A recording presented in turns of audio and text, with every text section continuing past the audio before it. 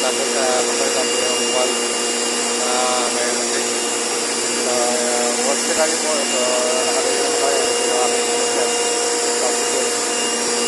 Hindi kinaya ng paga. So, ito yung ating gagamitin para protection. So, ito meron tayo mga gagamitin yung mga hose, blower.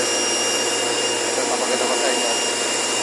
Gagawin namin para po mag-parts saka mag-parts yung aming valve na may leak.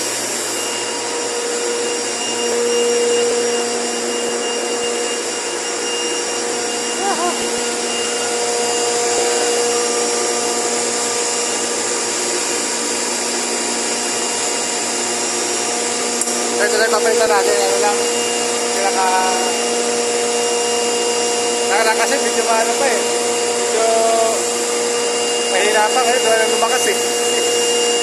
Baka yung orange siguro sa loob. Wala na. Tungkol na yan.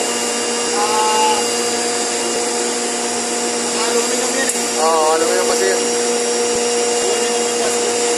Yan. Makapot-pot na yung ano. Kapapalo-palo. Yan ay pinag-set. Higpat na eh. Sinubukan ko yung pita pero hindi kaya eh. Hindi na nagagalaw eh. Nakahalo na talaga. Palakas ang palakas eh.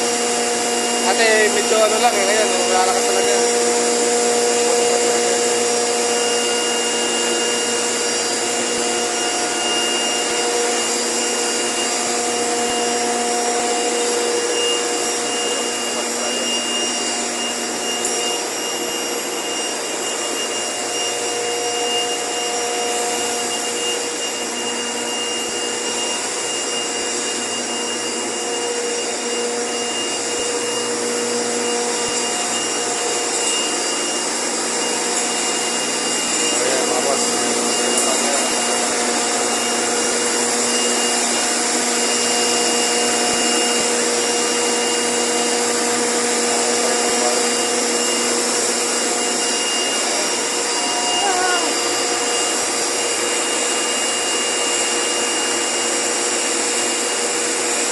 Hindi namin makuha yung ano dyan, part number. Mayroon pa part number yan.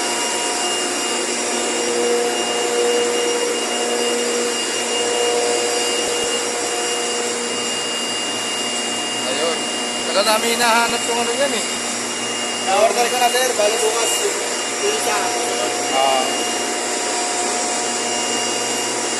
Ito kasi sa manual, wala eh. Wala nakalagay nila. Pero paghanap ng part number yan,